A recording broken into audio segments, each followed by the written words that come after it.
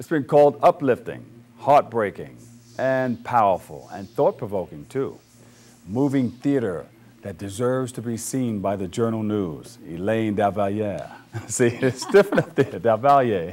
That's okay. The native New Yorker, and she's taken off-Broadway by storm and soon to be Broadway soon with her brand new play, Brownsville Bred.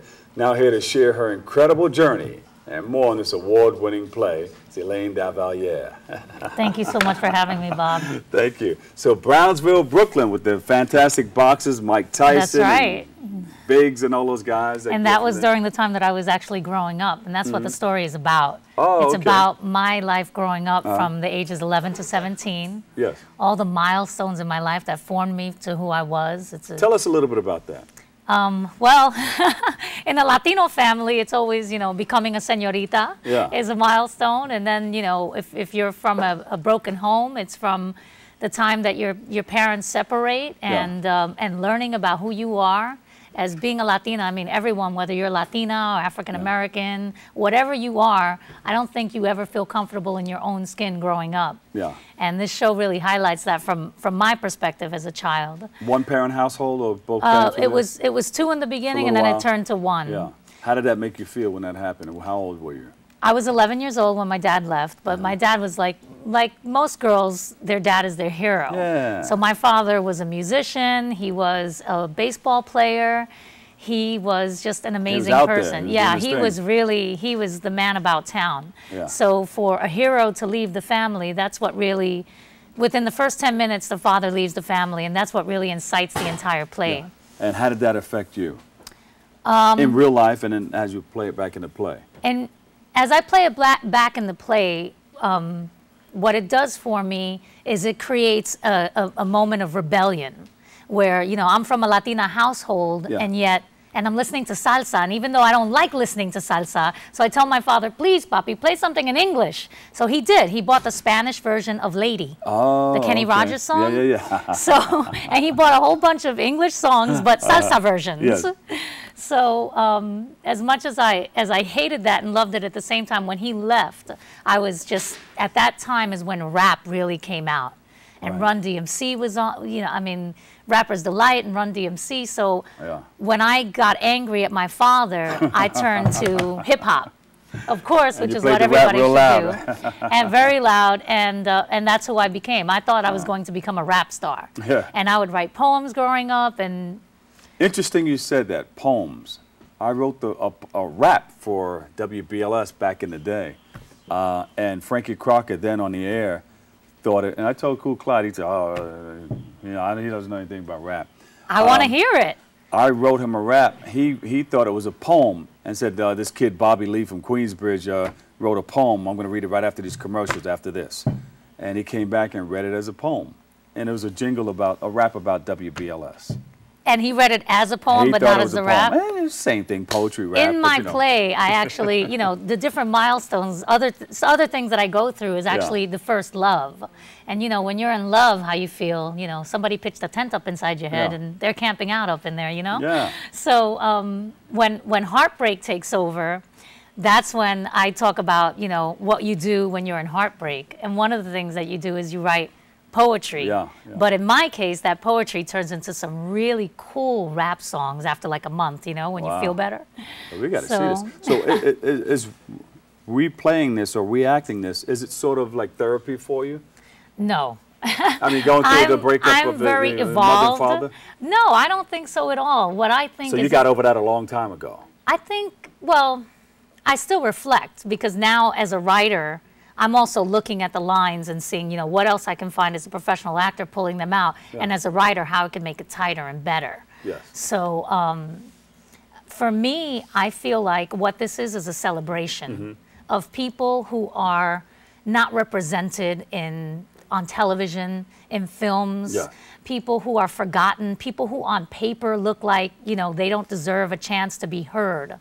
But what this is, when people come to my show, they feel like if they know me, they've never seen me before in their lives. It's like I'm a whole new person. But the people who come that don't know me, they feel like they've been with me for my entire life.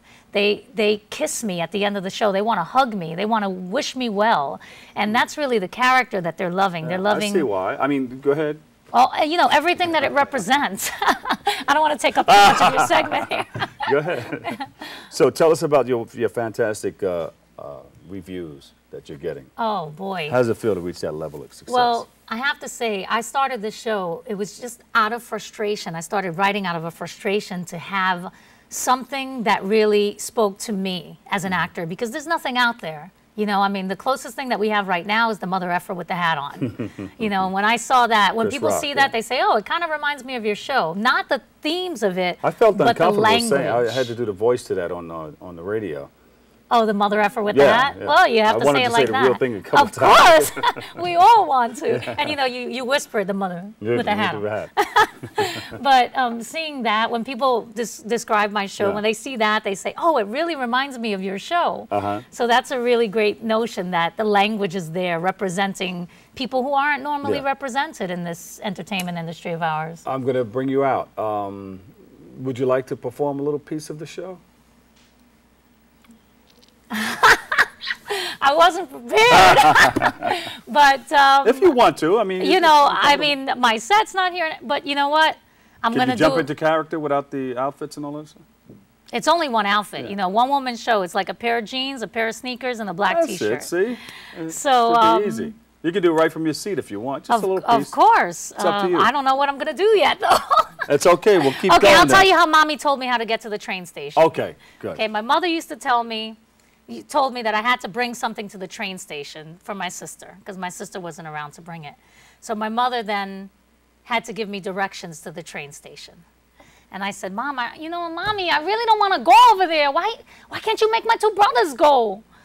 She said, Nena, what the hell are you talking about, girl? You know your brothers don't go anywhere near there. You know your brothers have to walk 8 blocks straight up Sutter Avenue, and then they have to cross the street so that they don't have to pass the methadone clinic, and then they have to cross back, walk another 3 blocks to get to the double L train. To take the double L train to Broadway Junction, we'd have to walk down the stairs and through the tunnel to transfer to the J. Now all I'm asking you to do is walk 10 blocks straight up Rockaway to get to the number 3 train. And you know what? If you don't want to walk, you could take the B60. The bus, it stops right there in Rockaway and Sutter. It'll take you straight up to 10 blocks to get to the B60, to get to the number 3, I mean.